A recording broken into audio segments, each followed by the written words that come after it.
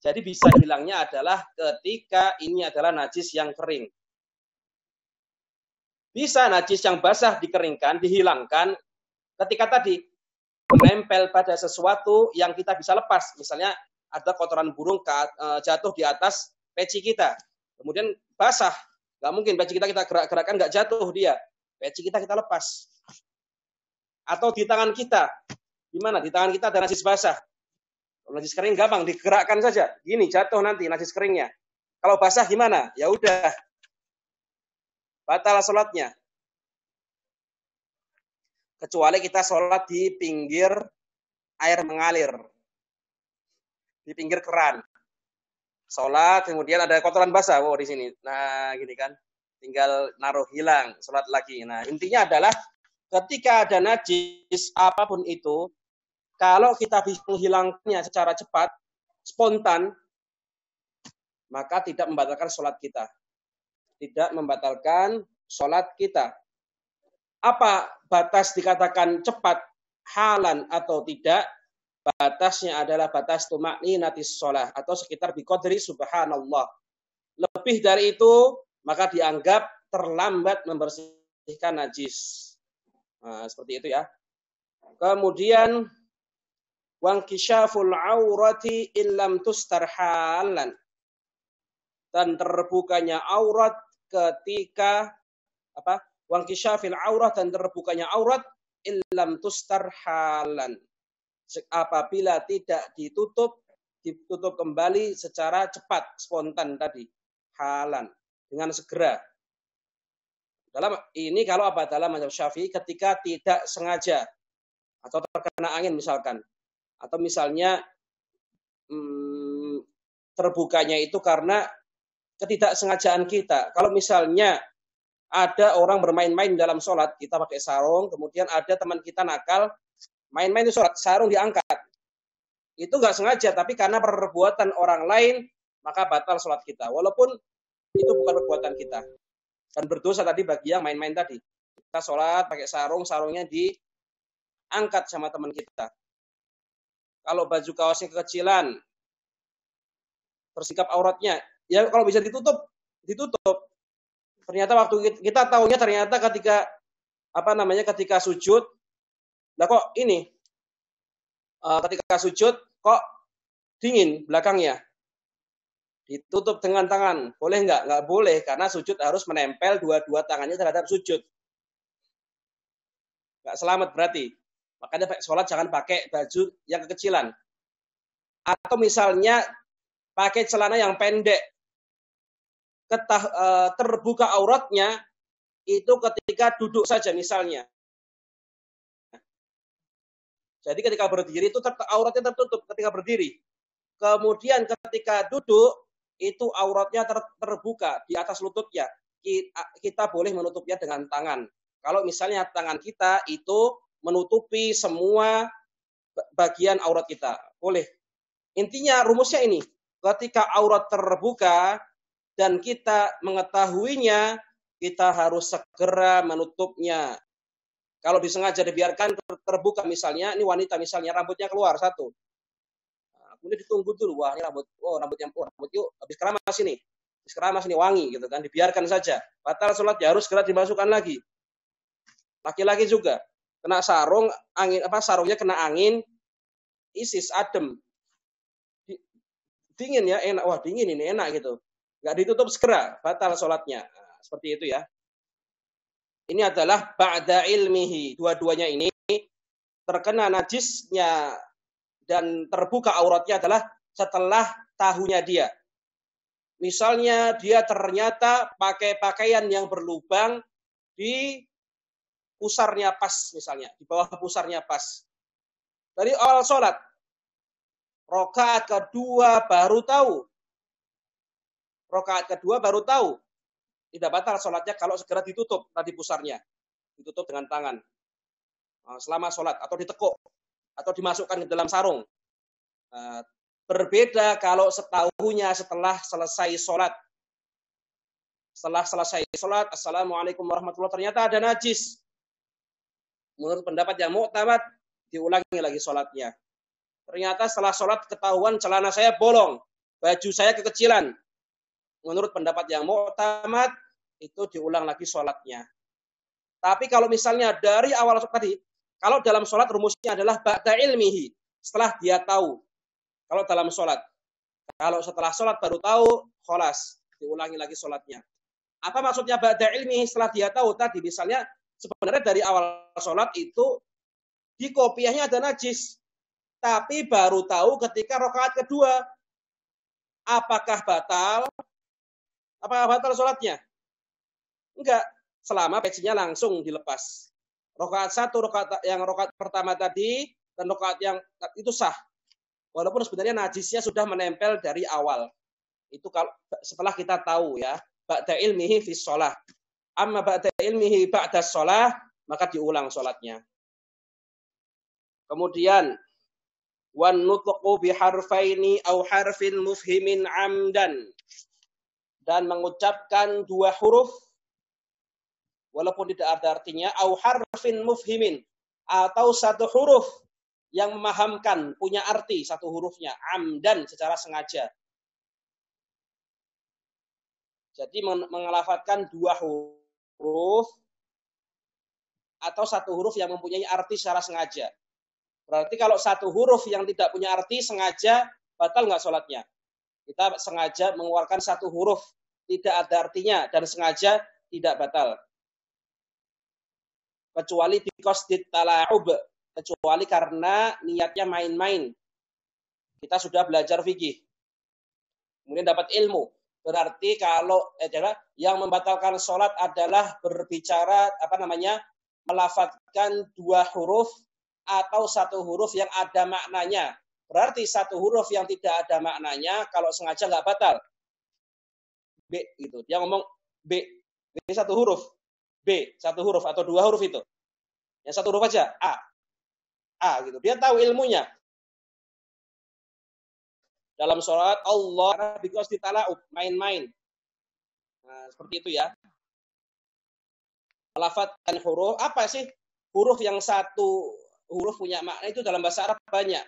Misalnya ki satu huruf artinya apa? Jagalah. Wikoyatan ki. Atau i satu huruf dan punya arti. Nah, pahamilah i, sadarlah, pahamilah gitu kan. Itu satu huruf tapi mempunyai arti. Ketika kita melafadzkannya dengan sengaja batal. Atau dua huruf dengan sengaja itu batal. Nah, seperti itu. Kalau nggak sengaja gimana? Nggak batal. Kalau nggak sengaja itu nggak batal. Bahkan al-kalam, perkataan itu nggak batal. Kalau nggak sengaja sampai diberi kemaafan al-kalamul kathir. Jadi yang nasian. Jadi yang membatalkan sholat itu adalah ketika lupa, masalah bicara adalah pembicaraan atau kalam, kalimat yang lupa. Dan banyak. Kalau kata Ibnu Hajar, banyak itu adalah 4 kalimat. 4 kata, 4 kalimat. 4 kata. 4 kalimat itu bahasa Arab. Bahasa Indonesia kita 4 kata, kata Ibnu Hajar. Kata Imam Al-Qalyubi itu 6 kata. Ini semua dia hadis apa namanya? Dzul Yadain. Terkenal hadisnya. Ketika Rasulullah sholat zuhur atau sholat isya. Intinya sholat yang 4 rakaat, sholat rubaiyah. Kemudian beliau salam ketika rakaat kedua. Assalamualaikum warahmatullahi wabarakatuh. Assalamualaikum warahmatullahi wabarakatuh. Kemudian Dzul Yadain tanya, Aku sorta as-sholah. Aku sholat atau gimana lafadznya? Amnasita ya Rasulullah gitu.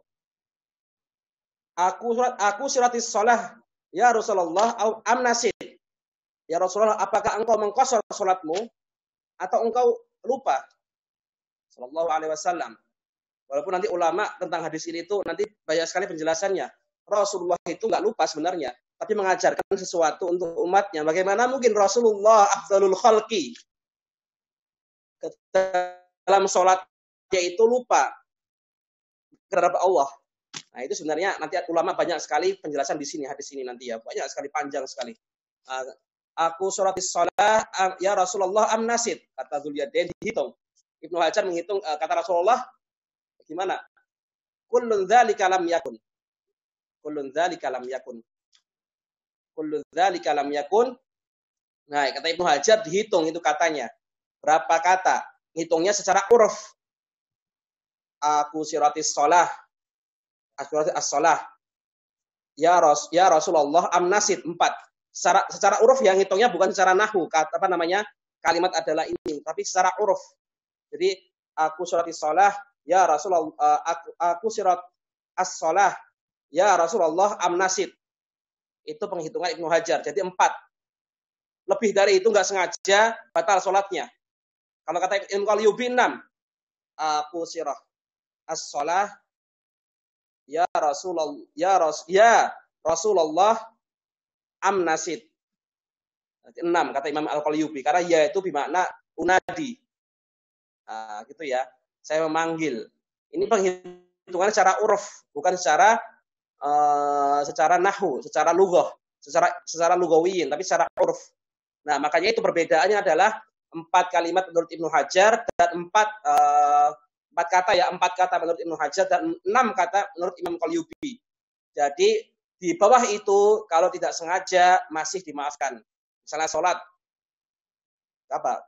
Gigit semut, aduh, masih nggak sengaja, batal nggak? Nggak batal, karena kurang dari 4 kata. Atau misalnya kegigit semut, kemudian dia sengaja bilang mati ini semut, dimatiin di tangan nih mati ini semut gitu kan, mati 1 kali aja mati gitu kan, di tangan, batal apa enggak? Sengaja. Ini chatnya bisa nggak chatnya? Oh nggak bisa ya?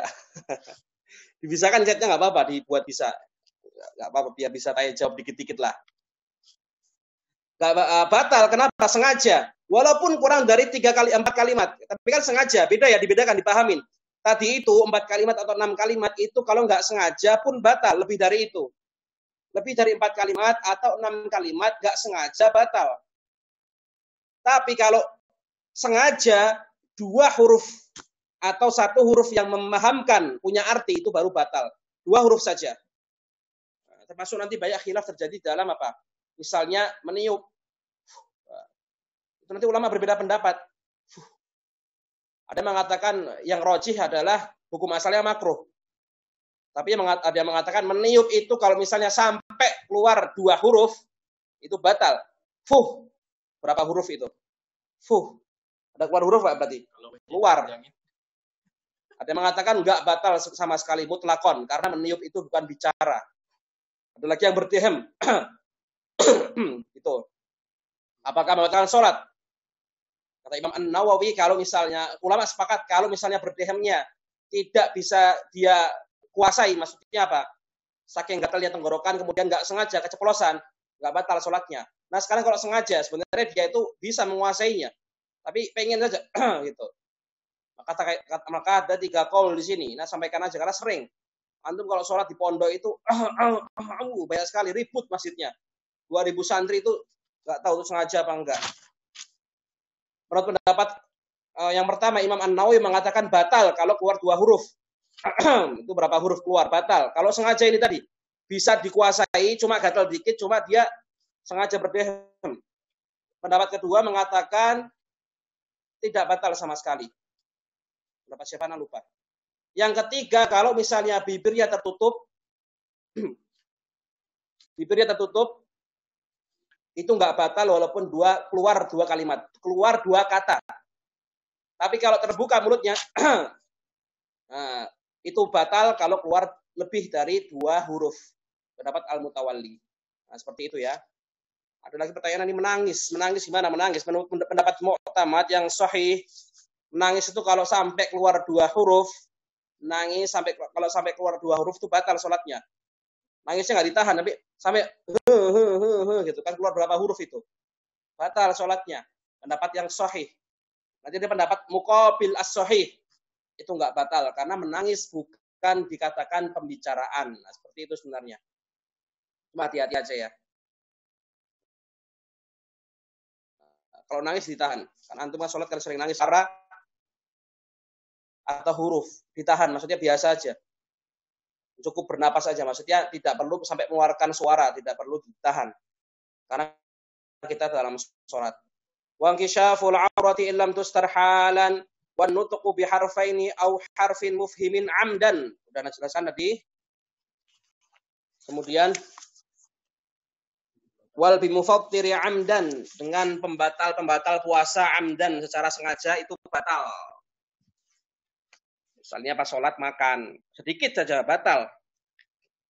Makan sedikit itu batal dalam sholat. Kalau sengaja. Kalau tidak sengaja, nah, ada penjelasan yang di bawahnya. Wal akli di sini di Darul Minhaj, wal akli al kathir nasian, ada yang mengatakan al ukul. Di sini akal ya. Wal aklil kathiri nasian, dan dengan termakan sesuatu, makan sesuatu, nasian, lupa. Al-kathir, wal aklil kathiri nasian, memakan sesuatu yang banyak, nasian, dia lupa. Kapan dikatakan banyak, kapan dikatakan sedikit, itu uruf. Pendapat yang mu'tamad adalah uruf, sesuai dengan adat atau sesuai dengan kebiasaan tempat masing-masing. Ada yang mengatakan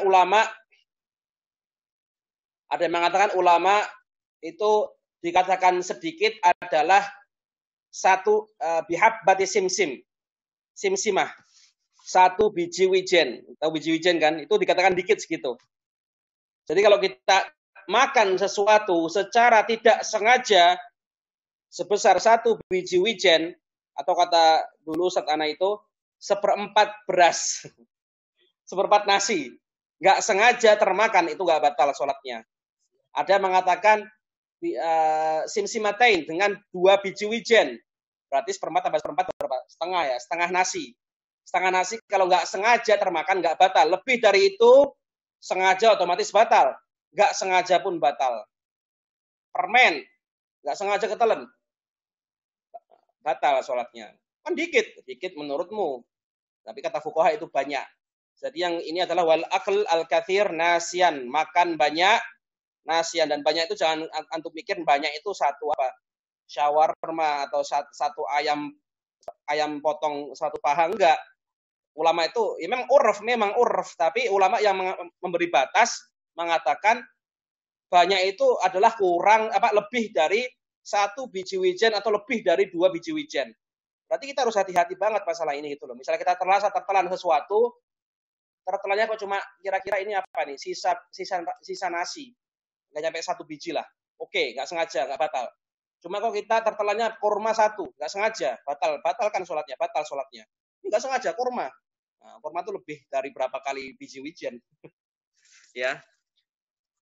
Kemudian dipahami nih ya matannya insyaallah.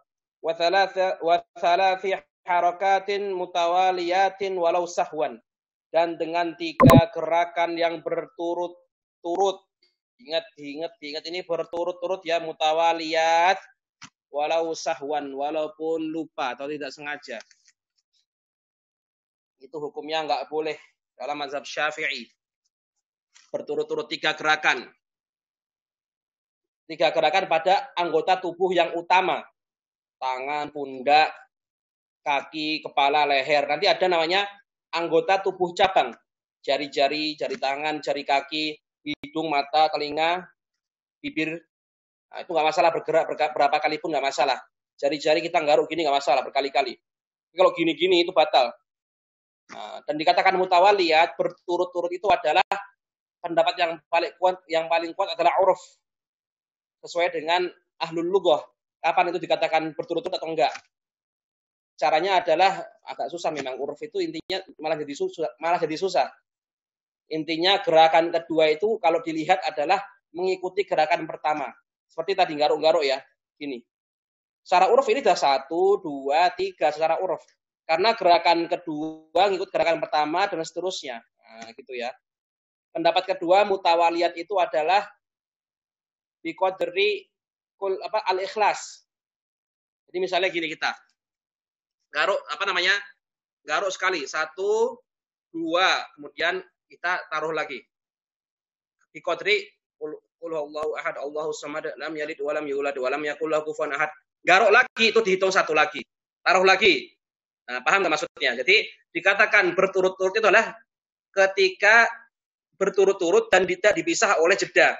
Nah, jedanya ini ulama berbeda pendapat. Ada yang mengatakan bi qadri suratil ikhlas, ada yang mengatakan bi qadri baqiyatis sholihat. Subhanallah walhamdulillah wala ilaha illallah wallahu akbar. Ini misalnya kita gatal di sini di muka.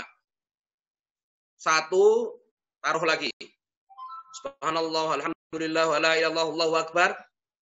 Saat ini yang kedua, itu bukan dua maksudnya, ini satu lagi.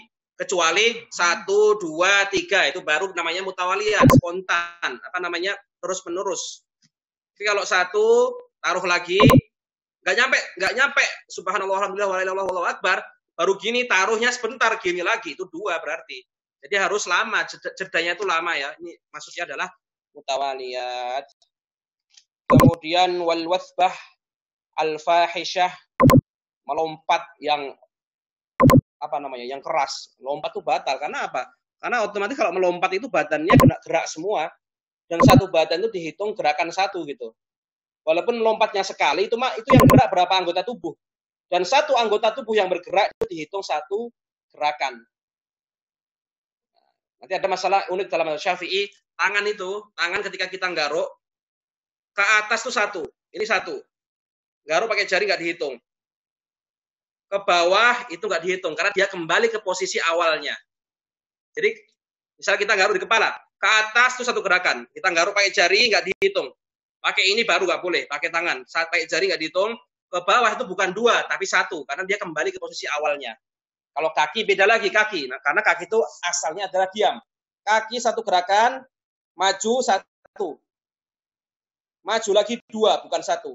Nah, seperti itu ya. Nah, jadi kalau misalnya antum mau mengisi soft, di depannya jangan sampai lebih dari 3 gerakan. Itu juga dihitung. Walaupun sahwan, enggak. Kemudian apa? Oh ya. Wadharbah al-mufritah.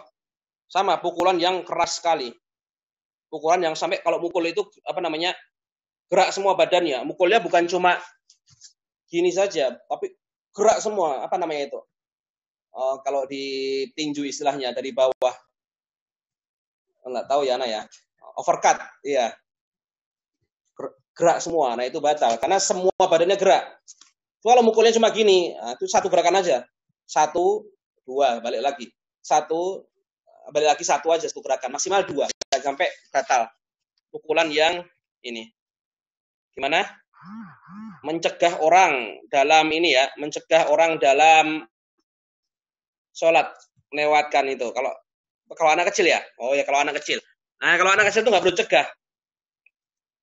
Ini yang sering orang belum tahu. Wallahu alam.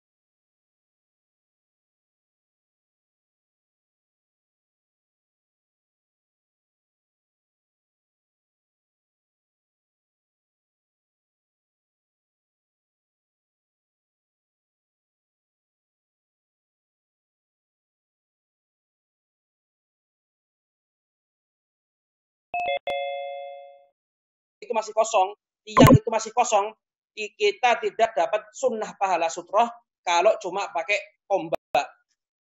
Jadi kita wajib ke tembok dulu. Itu ingat ini mazhab Syafi'i seperti ini. Karena memang dalam riwayat hadis itu para sahabat itu rebutan nyari sutroh, nyari tiang. Kau pernah belajar sama guru anak yang ahli hadis seperti itu. Menunjukkan itu. Makanya ulama Syafi'iyah mengatakan urutan sutroh itu urutan kemampuan. Urutan sutroh pertama adalah tembok atau tiang. Kalau nggak mampu baru turun ombak.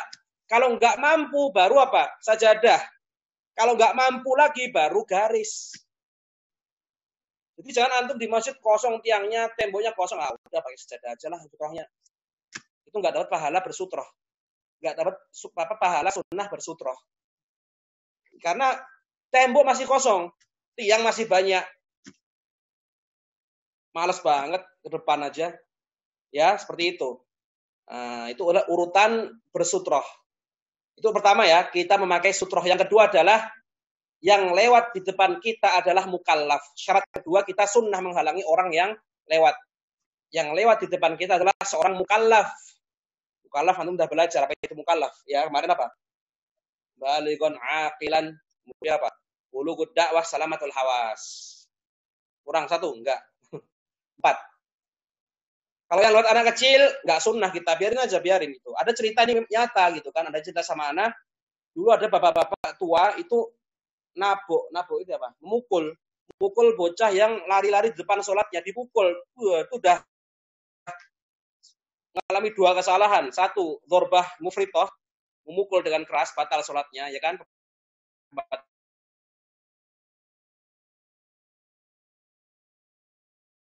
sholat. Allah memaafkan. Jadi ada anak kecil lewat, lari, ini mungkin emosi bapaknya ya. Tapi karena ilmu agamanya kurang, dipukul anaknya sampai nangis, ditampar atau gimana, dipukul keras sampai nangis.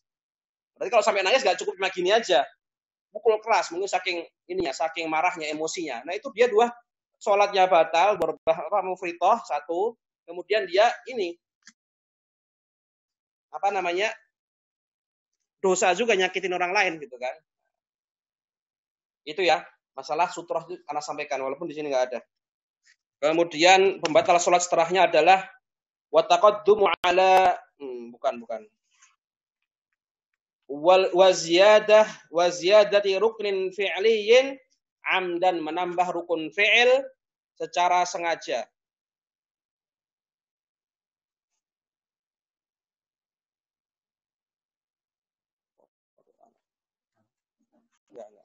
Menambah rukun fi'il secara sengaja. Maksudnya gimana? Ya gampang. Menambah rukun fi'il apa? Ruku. Kita ruku cuma sekali, tidak ruku lagi sengaja, padahal bukan sholat kusuf, batal sholatnya. Insyaallah ini nggak usah jelaskan ya. Wa taqaddumi ala imamihi bi ruknain fi'liyain. Mendahului imam dengan sengaja ya, bi ruknain fi'liyain. 2 rukun fi'il. Mendahului imam wa taqaddumi ala imamihi bi ruknain fi'liyaini. Mendahului imam 2 rukun perbuatan. Imam masih tasyahud awal, antum masih udah berdiri. Batal belum? Belum batal karena masih apa? Taqaddum ala imam bi ruknin wahid. Tapi antum habis itu imam masih tasyahud awal, antum berdiri habis itu ruku, batal sholatnya. Itu batal sholatnya. Yang pertama antum berdiri itu belum batal, cuma udah berdosa. Antum belum batal tapi sudah berdosa. Tapi belum batal sholatnya. Wa takhallufi bihima bi ghairi udhrin, dan terlambat dari imam sebanyak 2 rukun fi'il tanpa udzur. Ingat tanpa udzur ya. Nah, kalau ada udzur ada nanti batasannya. Kalau udzur batasannya adalah 3 rukun tawil. Insyaallah kita bahas secara rinci nanti di kitab lain. Terlambat dari imam karena udzur. Nah, kalau dibahas panjang nanti. Masalah Al-Fatihah juga nanti. Contoh membaca Al-Fatihah. Nah, kita memperlambat dari imam sebanyak 2 rukun fi'il itu batal. Imam ruku, Allahu Akbar, berdiri. Ntar malas gitu kan, panas. Mau pengen ngadem dulu di atas kipas misalnya. Imamnya kemudian i'tidal, sami'allahu liman hamidah. Batal belum sholatnya? I'tidal. Belum batal, baru i'tidal. Karena Nah, kemudian ketika imamnya mau turun untuk setelah i'tidal, mau sujud, Allahu Akbar, ketika sudah condong kepada posisi sujud, batalah tadi makmum yang sengaja memperlambat dari imamnya. Yang sengaja ketika dia masih dalam keadaan berdiri. Jadi ketinggalan dengan sengaja dari imam tanpa udzur sebanyak 2 rukun fi'il itu membatalkan sholat. Wa niyati qat'i sholat, dan niat memotong sholat. Sudah kita bahas kemarin di awal, pertemuan awal ini ya. Memotong sholat, ini masalah tentang niat. Wa ta'liq qat'iha bisyai', dan menggantungkan pembatalannya dengan sesuatu. Itu bahkan dari awal sudah nggak sah sholatnya. Ana mau sholat sunnah,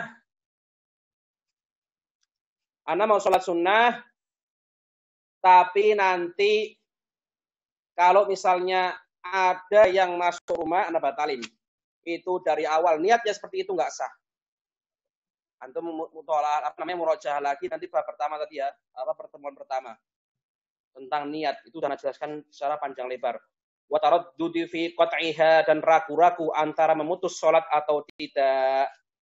Allahu Akbar, niatnya mantap di awal, tidak menggantungkan dengan sesuatu, tidak ada ta'liq, mantap sholatnya. Allahu Akbar, sholat sunnah. Sholat wajib, jangan sholat sunnah ya. Sholat wajib aja ini. Kemudian HP-nya di sana jauh bunyi. 1 kali masih mantap niatnya. Wah, nggak ada batalin, nggak boleh batalin. 2 kali masih mantap. 3 kali masih belum goyah.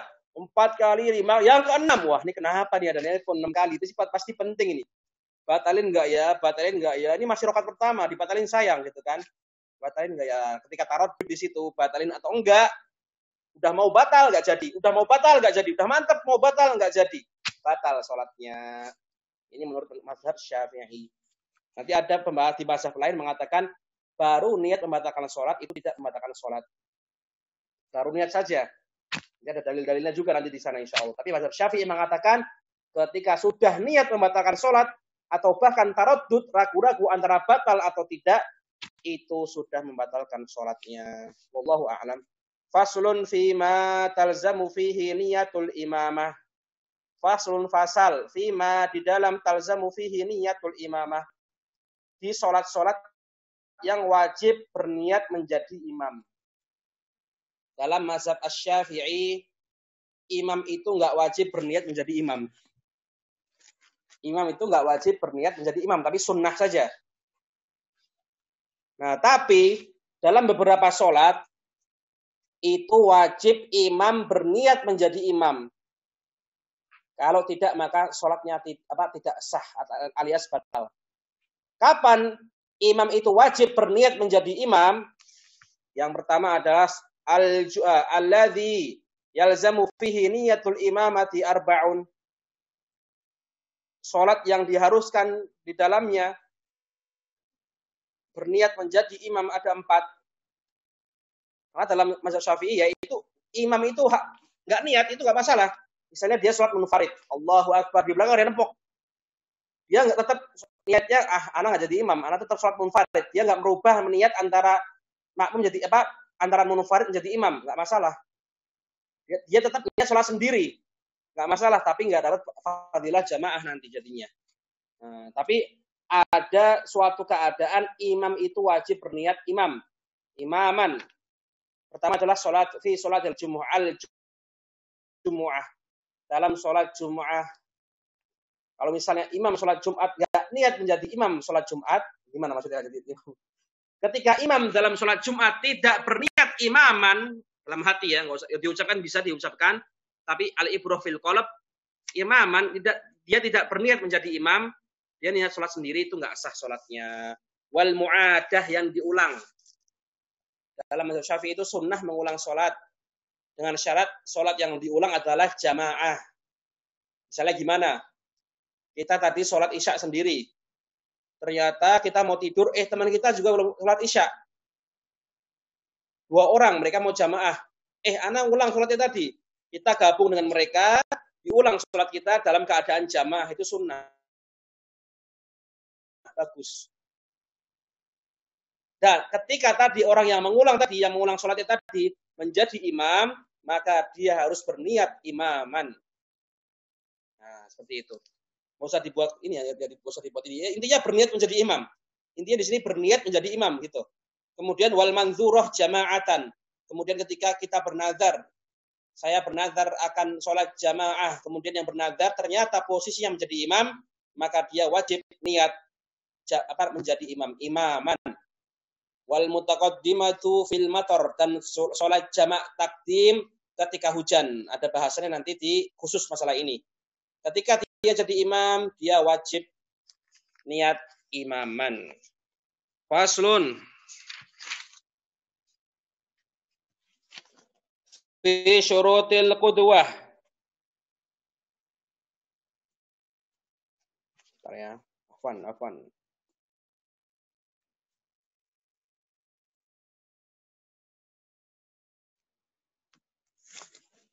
Bilang apa namanya?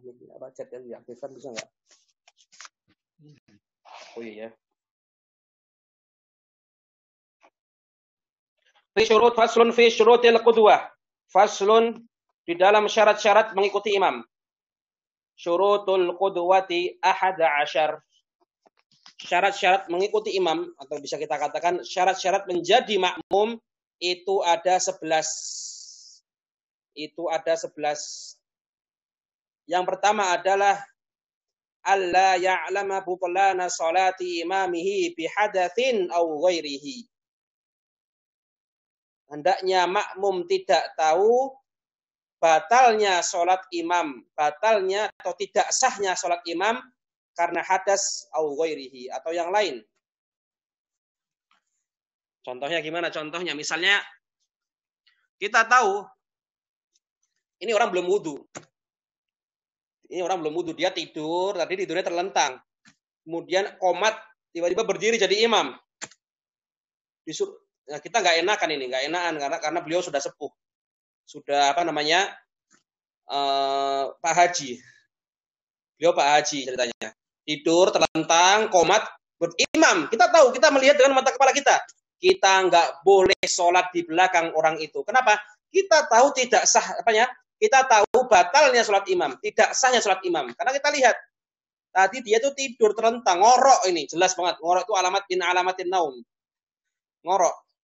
Kemudian dia jadi imam, kita yang tahu tidak boleh bermakmum di belakang dia. Alla ya'lama butlana sholati imamihi. Kita tidak boleh tahu tidak sahnya sholat imam itu. Bihadatsin au ghairihi. Kalau setelah salam gimana? Kalau tahunya setelah salam? Ini pertanyaan sering sekali. Dan ini sering pernah kejadian juga. Jadi setelah salam ternyata imamnya ngasih tahu. Ternyata tadi ana belum wudu. Atau tadi Pak Hajinya baru belajar fikih. Habis ngimamin, habis itu baca kitab Safiratun Najah. Bahwa tidur itu kalau terlentang membatalkan wudunya. Oh, jadi ternyata tadi ana nggak wudu. Ya jamaah, tadi ana tuh berhadas. Ana wudunya batal. Bagaimana? Jamaah yang sholat, kita kan udah tahu. Kita nggak sholat di belakang dia. Nah, jamaah yang lain yang nggak tahu. Tidak diulangin. Nggak apa-apa, nggak diulangin menurut pendapat Imam An-Nawawi. Nah, seperti itu ya.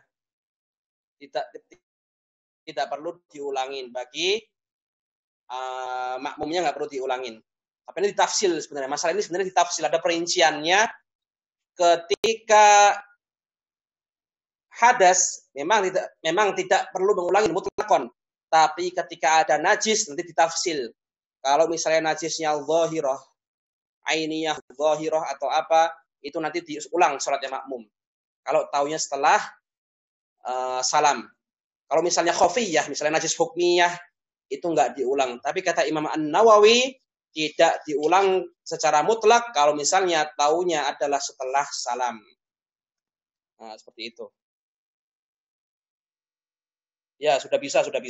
Kalau ada yang tanyakan nggak apa-apa, chat aja. Kalau waktunya sempat. Ini masih fi syurutil qudwah, baru yang pertama. Insyaallah kita lanjutkan. Wa alla ya'taqida wujuba qada'iha alaihi. Nah, di sebelah itu. Wa alla ya'taqida wujuba qada'iha alaihi alal imam. Hendaknya makmum itu tidak tahu. Makmum itu tidak tahu bahwa imamnya itu nanti qadha. Diganti lagi sholatnya. Misalnya apa? imamnya faqidut tahurain. Dia nggak bisa pakai air, dan ternyata itu lagi di posisi di atas pesawat atau di atas kapal, nggak ada debunya sama sekali, katakan. Ya berarti nggak ada wudhu, nggak bisa tayamum. Tapi karena dia paling alim, faqidut tahurain, dia sholat. Faqidut tahurain kan wajib diqadha. Orang yang sholat dalam keadaan seperti itu kan nanti wajib diganti. Nah kita ketika tahu, oh itu imam nanti setelah salam, setelah sembuh, dia diulang sholatnya. Nah kita nggak boleh sholat di belakang orang yang seperti itu. Kita tidak boleh sholat di belakang orang yang nanti bakalan mengqadha sholatnya. Misalnya tadi, orang yang sholatnya faqidut tahurain, wajib diqadha setelahnya. Nah, kita nggak boleh sholat di belakang dia. Atau imam yang bertayamum karena dingin. Bertayamum karena dingin, itu nanti wajib diqadha sholatnya menurut pendapat yang lebih kuat dalam Syafi'i. Pendapat yang ashah. Lebih kuat, nanti kalau bertayamum karena dingin, ketika sudah nggak dingin, bisa pakai air lagi, maka wajib diqadha. Ada orang syekh, karena sudah tua, beliau nggak kuat kena air, kemudian tayamum karena dingin. Kemudian sholat. Allahu Akbar. Kita tahu, beliau itu tayamum karena dingin. Berarti nanti menurut pendapat yang ashah, harus diganti sholatnya, diqadha lagi kalau sudah nggak dingin, kalau sudah airnya udah hangat. Nah, kita nggak boleh sholat di belakang dia. Paham ya maksudnya? Insya Allah paham ya maksudnya ya. Nah, lanjut. Wa alla yakuna ma'muman, hendaknya bukan jadi makmum imamnya. Ini mafhum insya Allah. Jadi kita nggak boleh ketika sholat jamaah datang ke masjid, kita berimam sama makmum. Ini makmum kita jadikan imam di paling belakang. Nah, soalnya itu ya. Jadi kita berimamnya sama makmum, ditepok pundaknya makmum, padahal itu makmum masih menjadi makmum sama imam yang asli. Itu nggak boleh. Itu nggak boleh. Kalau sudah salam gimana? Kalau sudah salam boleh. Kalau sudah salam, namanya assalamualaikum warahmatullah. Assalamualaikum warahmatullah. Nah, nanti makmumnya lepas. Nah, kita boleh bermakmum dengan dia. Sering pertanyaan, bagaimana afdol mana kita bermakmum dengan yang tadi? Atau membuat jamaah baru? Atau ketika sholat sudah tasyahud akhir? Sholat jamaah sudah tasyahud akhir. Afdol mana kita menunggu salam, kemudian buat jamaah baru atau bergabung? Kalau misal bisa membuat jamaah baru, maka afdolnya adalah menunggu dulu. Menunggu salam, kemudian kita buat jamaah baru. Dalam kitab Mughni Al-Muhtaj. Seperti itu ya. Wala ummiyan. Hendaknya bukan orang yang ummi. Secara bahasa Arab, ummi itu berarti adalah orang yang tidak bisa baca tulis. Tapi kalau menurut fuqaha, al-ummi itu adalah man lam yuhsin harfan min hurufil Fatihah, yang tidak bagus bacaan Al-Fatihahnya. Atau dalam arti yang arti sesungguhnya adalah man lam yuhsin harfan min hurufil Fatihah. Ada dalam satu Fatihah itu satu huruf yang dia nggak bisa mengucapkannya. Misalnya ha dia nggak bisa, ha terus. Alhamdu itu ummi. Dia cuma satu huruf nggak bisa, alhamdu saja. Lainnya fasih. Alhamdulillahi rabbil alamin. Fasih lainnya. Dia cuma nggak bisa satu huruf, al-ha. Itu dimasukkan dalam kategori ummi. Tidak bagus Al-Fatihahnya. Nah, kita nggak boleh ketika kita fasih, Al-Fatihah kita tuh bagus, kita nggak boleh bermakmum dengan dia. Atau dia fasih. Bismillahirrahmanirrahim. Alhamdulillah. Hurufnya semua bisa. Huruf Al-Fatihah semua bisa. Satu huruf saja. Alhamdulillahi rabbil alamin. Nggak bisa. Di Jawa, nga. Itu ummi berarti. Nggak harus semua itu hurufnya rusak. Nggak bisa. Nah, kecuali masalah kemarin. Qaf apa? Qaf baris. Ihdinas siratal mustaqim. Bukan go ya, ini qaf tapi agak-agak gitu. Gaf Paris namanya itu kalau nggak salah. Itu biasanya lahjah Hadramaut. Ihdinas siratal mustaqim. Bukan ghim ya, lahjah ya. Nah, itu kalau kata Imam Romli sah. Imam Romli dan Imam Zakaria Ansari, Syekhul Islam. Ibnu Hajar enggak sah. Pertanyaan ini udah bisa chat ya. Bagaimana kalau lahja negara lain, antum yang di Mesir? Apa? Jumu'ah, yaumul Jumu'ah jadi yaumul Gumu'ah. Bagaimana kalau orang nggak bisa melafatkan jim, jadinya ghain? Gumu'ah, sah atau tidak sholatnya? Gak apa-apa, chat aja, sah atau tidak? Apakah sama seperti tadi? Fi khilaf. Nah, sah kenapa sah? Kenapa sah? Karena mengikuti pendapat, siapa? Mengikuti pendapat. Sah karena mengikuti pendapat. Ya, enggak. Gimana? Enggak ngefek. Al-Fatihah ada huruf jim. Enggak ada. Al-Fatihah enggak ada huruf jim. Mau dia bisa ngomong jim, mau enggak bisa. Gim atau apa kan Al-Fatihah enggak ada huruf jim. Enggak ngefek dalam sholat. Enggak ngefek. Jadi enggak ada kol imam siapa di sini. Enggak ada, enggak ngefek. Apabila makmum enggak bisa melafadzkan huruf jim, bisanya gim. Yaumul Gumu'ah. Enggak masalah. Apa namanya? Karena di Al-Fatihah tidak ada huruf jim. Seperti itu ya. Wa alla yataqaddama alaihi fil mauqif. Dan hendaknya makmum tidak mendahului imam, tidak mendahului itu maksudnya bukan mendahului, lebih maju daripada imam dalam tempat sholatnya ketika sholat. Dalam mazhab Syafi'i itu disunahkan makmum itu mundur sedikit. Jangan sama. Kalau sejajar itu makruh. Kalau makmum lebih maju daripada imam, sholatnya batal. Hadis yang mengatakan sahabat dipindah ke kanan itu ditafsirkan ulama Syafi'iyah memang ke kanan tapi agak mundur dikit sebagaimana dijelaskan oleh guru anak seperti itu. Jadi sunnahnya itu adalah mundur dikit. Kalau sama sejajar antara makmum dan imam itu makruh. Kalau lebih maju makmumnya itu adalah hukumnya batal. Dan dikatakan sejajar atau lebih patokannya adalah akib, tumit. Jadi sebentar Afwan. Tumit ya, tumit. Ketika ini tumit makmum, ini tumit imam. Nah, ini sejajar berarti. Nah, tumitnya ya bukan mata kakinya, bukan jarinya. Misalnya makmum itu kakinya besar sekali. Ketika tumitnya sudah di belakang imam, tapi jarinya di sini, jarinya di atas imam. Jadi gitu, karena kakinya besar sekali. Nah, itu sah. Sama perempuan ya, kalau misalnya betul juga sejajar. Tapi kalau sama perempuan beda lagi. Sama perempuan memang sunnahnya sejajar. Ketika dan imamnya maju dikit. Kalau misalnya ini, soalnya dibahas nanti di masalah qudwah. Ada masalah qudwah. Ada terakhir nanti ya. Nah, ada. Ini selesaikan dulu insya Allah. Bagi perempuan juga makmum nggak boleh melewatin. Ya kalau perempuan sejajar. Tapi kalau misalnya jangan sampai melebihi imam intinya. Jangan sampai melebihin imam. Sunnahnya adalah mundur sedikit. Nah, seperti itu.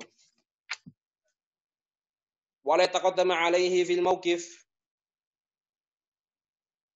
Wala ya'lama intiqalati imamihi. Hendaknya kita tahu pergerakan imam. Tahu dengan lihat langsung. Tahu dengan melihat makmum yang melihat langsung imam. Atau mendengar suara imam dan lain-lain. Intinya kita tahu pergerakan imam. Wa ayajtami'a fi masjidin aw fi 300 dhira'in takriban.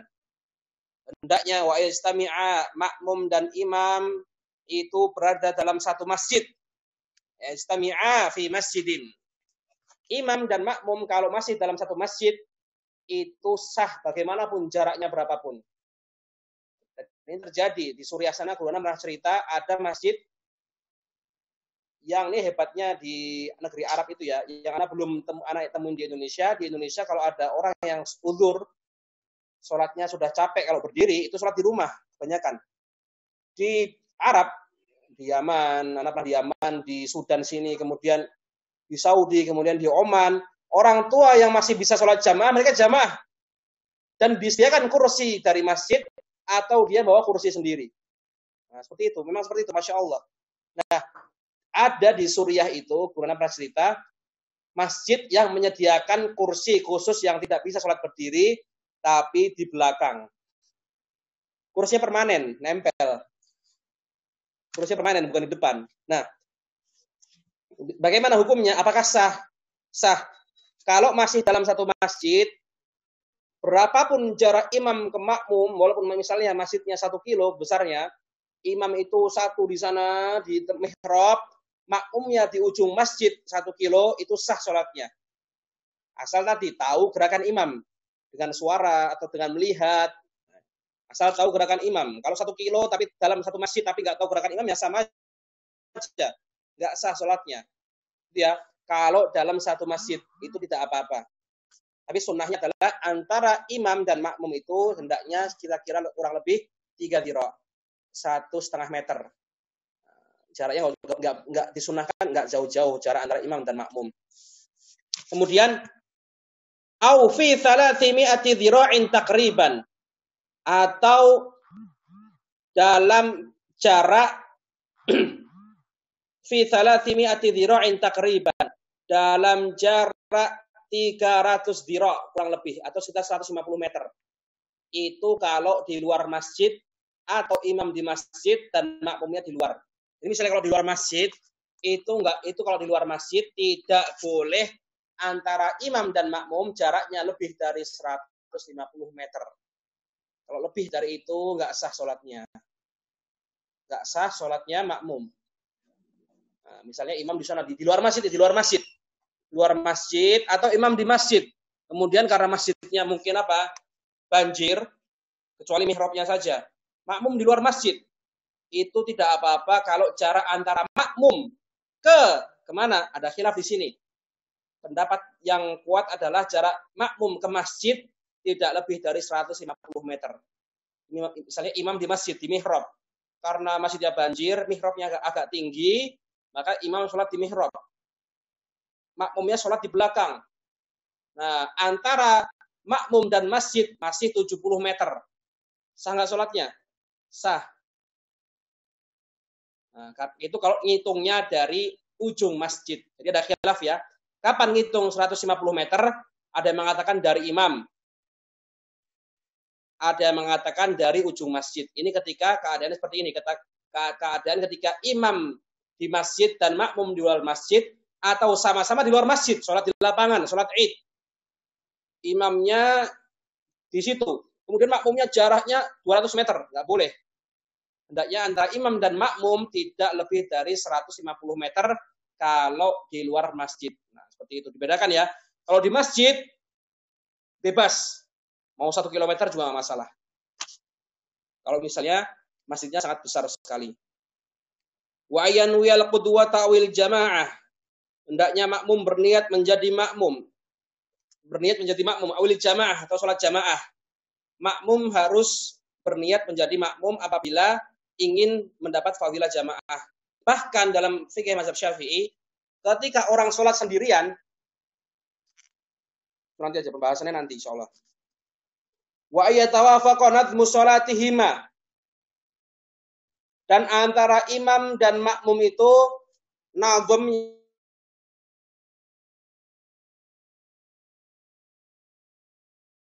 berdiri rukuk sujud itu nazam namanya. Bukan ini ya, bukan jumlah rakaat ya, tapi bentuk rakaatnya itu sama. Apa bentuk sholatnya sama?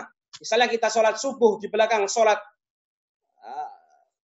misalnya kita sholat zuhur di belakang orang yang sholat asar, boleh nggak? Boleh. Kita sholat maghrib di belakang orang yang sholat isya, boleh. Boleh. Karena nazamnya sama, bentuknya sama, sama-sama berdiri, kemudian rukuk, kemudian i'tidal, kemudian sujud. Nah, nanti mungkin masalah cuma ketika kita sholat maghrib, imam sholat isya. Ketika rakaat ketiga kita wajib apa? Wajib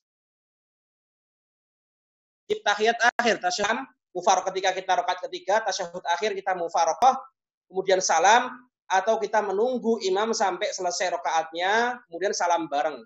Nah, seperti itu.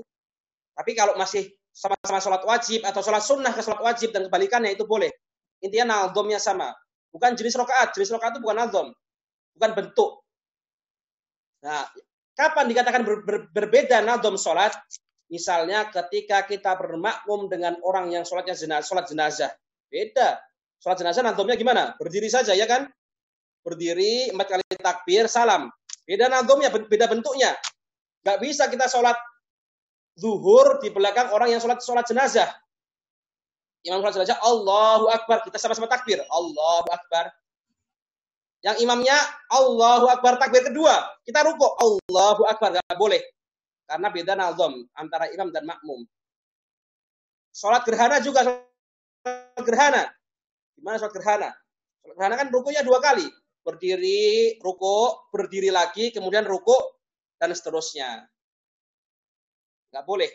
Kecuali, nah ini dalam Syafi'i dibahas. Pengecualian nanti adalah ketika makmum ikut jamaah sholat gerhana ketika imam berada pada rukuk kedua dan di rakaat yang kedua. Nah, seperti itu. Jadi makmum itu ikut boleh. Dalam Syafi'i boleh. Nanti seingat anak Imam Ar-Romli mengatakan boleh ma'al karohah, seingat anak ya. Boleh tapi ma'al karohah. Wallahu alam. Nanti insyaallah ana murojaah lagi ya. Intinya boleh. Yang nggak boleh itu adalah ketika nazamnya berbeda. Nah, pertanyaan tadi kembali ke tadi masalah tadi. Boleh kita mengikuti sholat yang nazamnya berbeda. Misalnya kita sholat subuh atau sholat zuhur di belakang orang sholat gerhana. Itu berada pada rakaat kedua, pada rukuk kedua dan pada rakaat kedua. Sama nggak setelah itu? Sama, nazamnya sama dengan sholat biasa. Karena pada rakaat kedua dan rukuk kedua. Setelah itu kan sama. Iktidal, kemudian sujud, duduk dan sujud lagi, salam sama. Nah, permasalahan di situ. Sah, boleh. Karena apa? Sama, nazamnya sama. Nah, ya, paham masalah ini ya. Kita boleh bermakmum dengan orang yang sholat gerhana. Kalau dari awal nggak boleh sama sekali.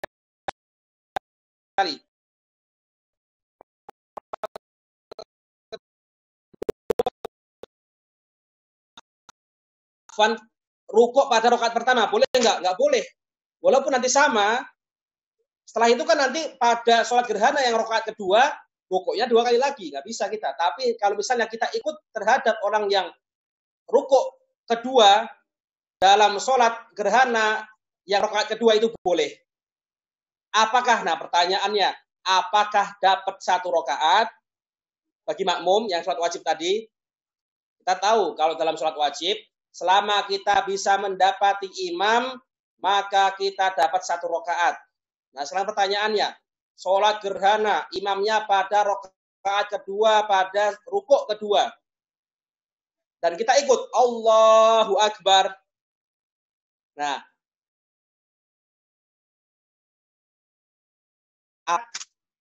iya kan? Nah, kita rukuk sekali saja. Sah-sah.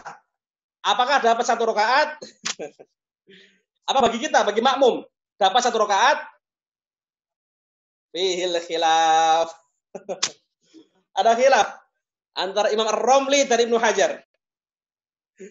Imam Romli mengatakan dapat 1 rakaat bagi makmumnya. Ibnu Hajar nggak dapat. Nah, seperti itu ya. Kemudian jam 5 lebih ya Allah. Wa alla yukhalifahu fi sunnatin fahishatil mukhalafah. Hendaknya makmum tidak menyelisihi imam ketika dalam sunnah. Gimana bahasanya ini? Wa la yukhalifahu fi sunnatin fahishatil mukhalafah. Hendaknya makmum tidak menyelisihi imam dalam sunnah yang kalau diselisihi itu fahishatil mukhalafah. Parah. Membuat bentuknya parah. Perbedaannya parah. Perbedaan antara imam dan makmum itu parah. Contohnya gimana contohnya? Sunnah yang kalau diselisihi itu parah. Ada 2 dalam mazhab Syafi'i. Sujud sahwi, kemudian tasyahudul awal. Tasyahudul awal kan itu sunnah. Tasyahud awal itu sunnah. Sujud sahwi itu juga sunnah. Ketika makmum tidak mengikuti sujud sahwi imam, maka batal salat makmum. Atau ketika imam itu tidak tasyahud awal, imamnya meninggalkan sunnah. Tasyahud awal berdiri, Allahu Akbar. Kemudian makmum itu ngeyel. Wah, imam ini apa? Imam melupakan sunnah ini, melupakan sunnah. Makmumnya tetap tasyahud awal. Nekat dia. Enggak mengikuti imam. Batal lah salat makmum. Kenapa? Dia menyelisihi imam dalam sunnah yang ketika sunnahnya fahisyatul mukhalafah. Sunnah itu ada dua nanti. Sunnah ketika menyelisihinya itu apa? Fahisyah, dan sunnah yang ketika menyelisihinya itu tidak fahisyah, tidak parah. Nah, itu nanti ada pembahasannya di syarahnya nanti di Nailur Raja. Antum baca nanti, insyaallah ada. Contohnya adalah tasyahudul awal dan sujud sahwi. Kemudian wa ayyutabi'ahu, hendaknya makmum itu mengikuti imamnya. Makmum mengikuti imamnya. Di sini aja. Ini ada pertanyaan enggak tadi? Yang ya imamnya sholat isya, makmumnya sholat maghrib itu makmumnya menunggunya pas tasyahud akhir ya. Makmumnya tasyahud akhir. Karena dia setelah itu salam. Imma dia langsung langsung salam mufarokoh.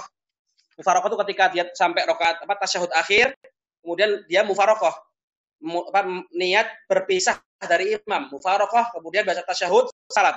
Assalamualaikum warahmatullah, assalamualaikum warahmatullah. Atau dia menunggu imam sampai salamnya bareng. Nah, duduknya tasyahud akhir, tawarruk berarti. Ya ahlan mau tanya. Sudah jam 10 lebih 10. 1 menit. Kemarin selesai jam 5 lebih 10. Berarti sekarang 1 lebih 10. 5 lebih 10. Berarti kalau makmum kunut tapi imam nggak kunut, batal ya?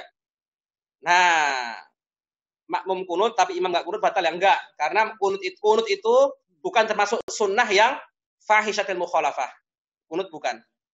Bahkan guru ana, bahkan yang mazhab Syafi'i, ini anak kasih tahu. Yang mazhabnya Syafi'i, ketika imam nggak kunut, kita masih bisa kunut.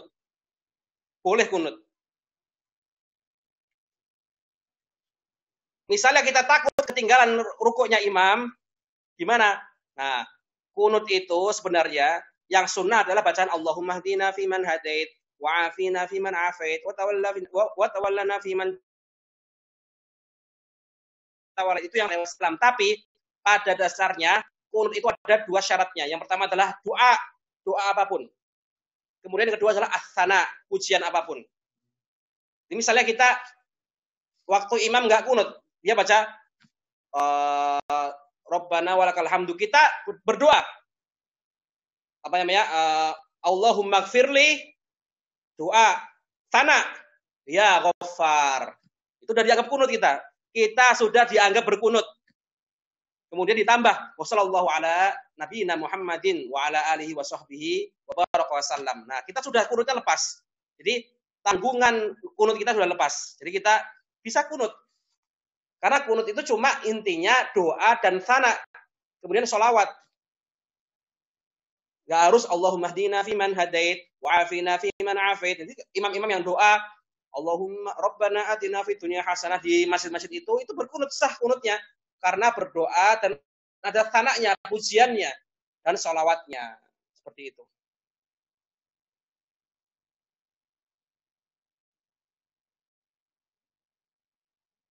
Ucap kata amin, makmum, mufarokoh, apakah batal? Karena imam amin, sedangkan kita mufarokoh. Yang ngapain amin? Apa namanya? Yang ngapain amin kalau mufarokoh? Kalau mufarokoh ya nggak usah mengaminkan, diam aja. Perkataan dalam sholat itu batal, kecuali doa, zikir, Quran, 3 saja. Sholawat juga. Amin itu apa? Istajib ya Rob. Berarti doa. Insya Allah nggak batal. Tapi ngapain kalau mufarokoh ya nggak usah mengaminkan lagi. Diam aja. Nah, seperti itu ya.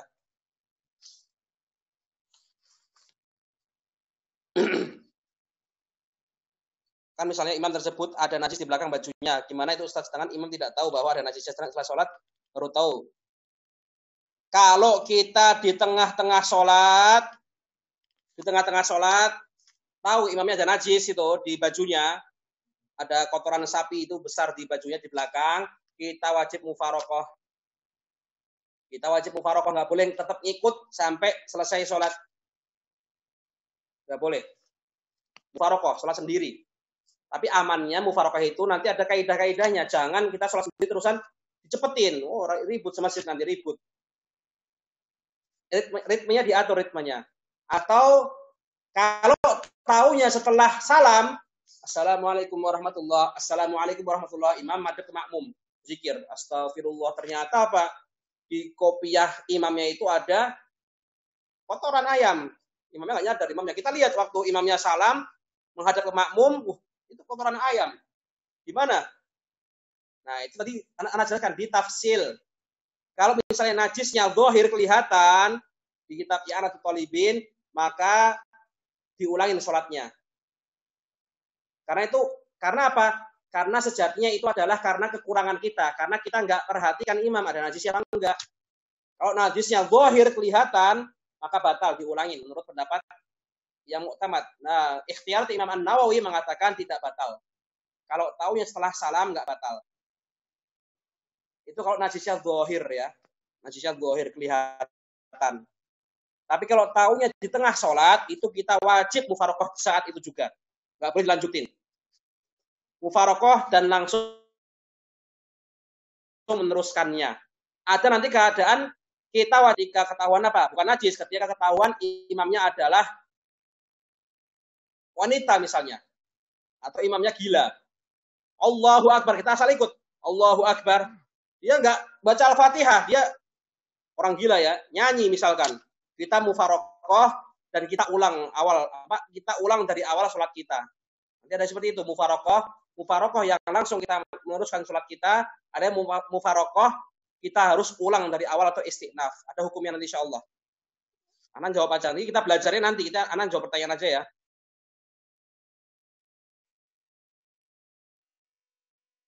Jadi apakah angkat tangan juga berdoa pada imam tidak angkat tangan? Enggak. Angkat tangan ketika kunut itu sunnah.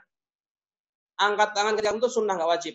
Kita bisa imam Rabbana walakal hamdu. Agak panjang kita baca Rabbana walakal hamdu. Rabbi firli ya Ghaffar. Sallallahu ala sayyidina Muhammadin nabiyil ummi wa ala alihi wasahbihi wasallam. Nah, itu udah cukup. Kita dapat pahala kunut. Kita dapat kesunahan kunut tanpa angkat tangan. Karena angkat tangan ketika sunat itu apa? Karena angkat tangan ketika kunut itu hanya sunnah. Hanya sunnah. Ingat ya, kunut itu yang sunnah adalah bacaannya Allahumma hdina fiman hadait sampai selesai. Tapi kalau kita ada dua unsur, ad-du'a was-sana was-salatu ala nabi wa ala ali Muhammad, cukup kunut kita. Boleh. Kayak tadi, Rabbi firli ya Ghaffar atau apa? Yang lain, Rabbi firli ya Allah ampunilah dosaku. Doa as-sana ya Ghaffar. Wahai pengampun, itu cukup. Kemudian sholawat. Nah, seperti itu. Ini terakhir ya, insya Allah. Sudah jam lebih 15 ini.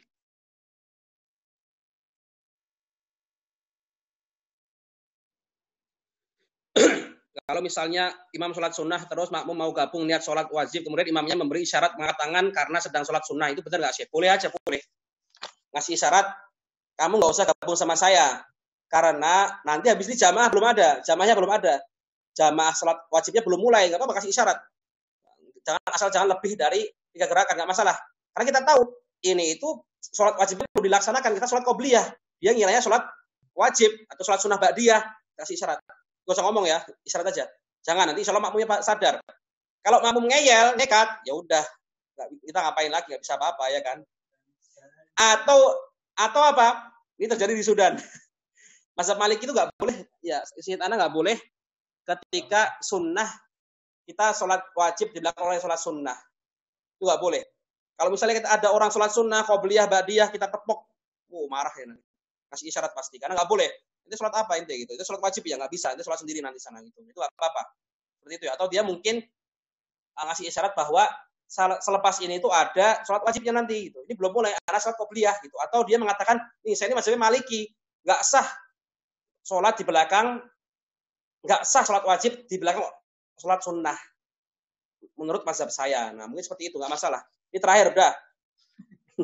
Kalau imam witir 3, tapi makmumnya mau rakaat 1 aja, jadi ikut imam di rakaat terakhir aja, sah nggak sih? Kalau imam witir 3 rakaat, tapi makmumnya mau 1 rakaat aja, jadi ikut imam di rakaat terakhir saja.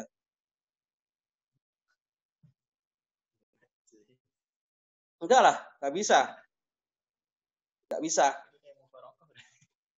Ikutnya 1 rakaat saja. Ya enggak, karena imam dari awal udah 3 rakaat gitu. Kecuali memang diputus dengan kok enak. Nggak bisa.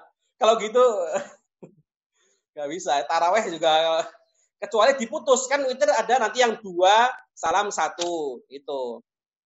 Ada yang 2 2 kemudian 1 atau apa gitu. Subhanakallahumma wa bihamdika asyhadu an la ilaha illa anta astaghfiruka wa atubu ilaik. Astaghfiruka wa atubu ilaik. Jazakallah Ustaz. Innani sana fi khusr illa Jazakallah Ustaz. wal asr innal insana lafi khusr Illalladzina warahmatullahi wabarakatuh. Waalaikumsalam warahmatullahi wabarakatuh. Lumayan. Umar. Mupet gak jelas. Dobet terus. Umar.